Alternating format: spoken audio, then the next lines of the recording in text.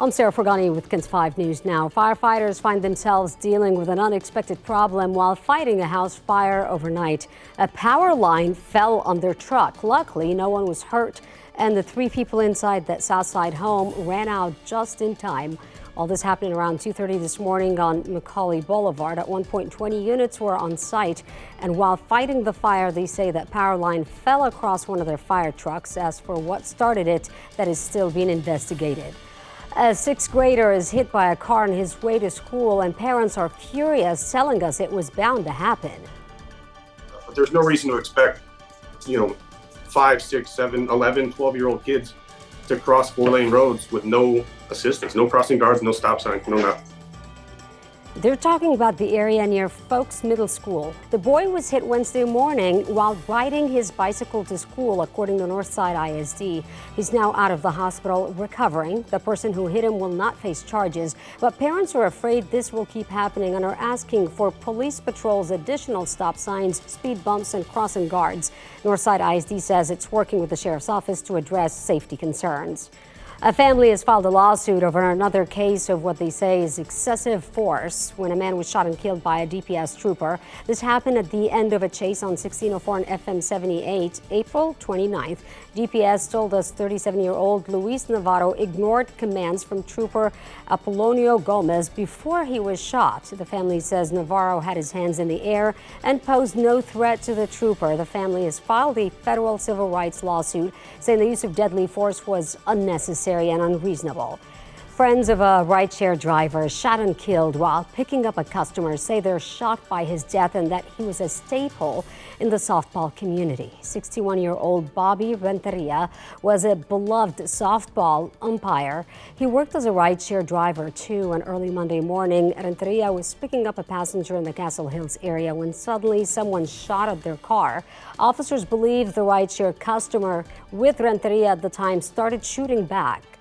It's just even harder to stomach and grasp how something like that could happen on such a genuine and good-hearted individual. When officers got there, the customer and the shooter were gone. The search for them is ongoing. Third time's usually a charm, but not in this case. Look at all that damage at this Northside home after a car slammed into a house. The homeowner told us it's the 3rd time this has happened, and she's afraid someone will die.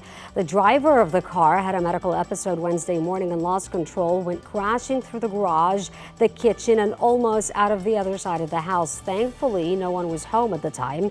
The woman says drivers too often neglect to stop at the intersection where her home sits on McCullough Avenue and Coronet Street.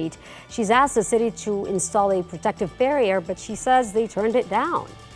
I need a personal, my private fence also, because why? I need to wait until someone die? No. The city's Development Services Department told us they're looking into her concerns.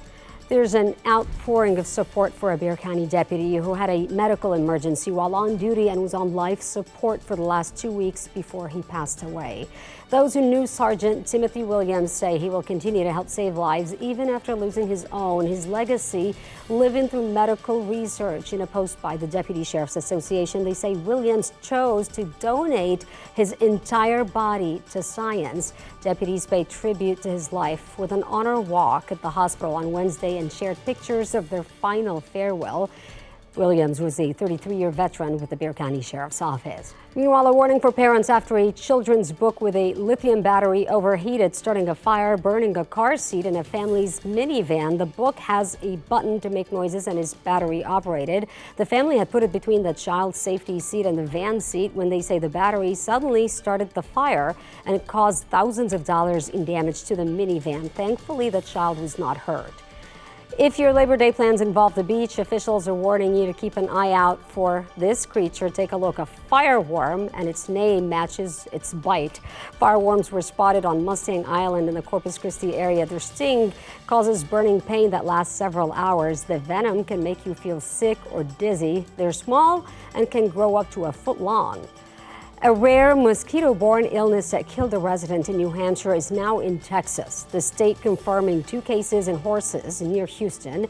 Eastern equine encephalitis, or EEE, is a virus that causes flu-like symptoms, and it invades the brain and spinal cord in people, horses, and donkeys, and is spread by the bite of an infected mosquito. The CDC says there are only 11 human infections in the U.S. each year. There's no targeted treatment or vaccine for it. New information on the listeria outbreak linked to recalled Boar's Head deli meats. The death toll has risen to 9. The latest deaths reported in New Mexico, South Carolina, Tennessee, and Florida. It's the largest listeria outbreak since 2011. Documents show dozens of violations were reported at the Boar's Head plant in Virginia linked to the recall, including mold, mildew, and insects. A year-long investigation and a federal crackdown led to the arrest of 12 people and 200 guns taken off the streets. Operation Texas Kill Switch targeted stolen firearms and illegal machine gun conversion devices known as switches. The feds say more than 1,100 guns were stolen in Alamo City so far this year. Agents searched 13 San Antonio locations and 1 in McAllen. KENS 5 learned one of those places was this scene at 410 near Starcrest Tuesday morning. It turned into a deadly encounter with ATF. Agents shot and killed a 22-year-old they say pointed a gun at them. Records show he was wanted for gun trafficking, among other charges. Circle K is helping you fill up ahead of the Labor Day holiday by offering 30 cents off per gallon of gas. Today, it's happening from 4 p.m. to 7 p.m. across Texas. Circle K is donating 100% of the profits from Polar Pop sales to a Hurricane Barrel Recovery Fund. For the discounts, you can check locations with the Circle K app. And that is KENS 5 News Now. I'm Sarah Fergani.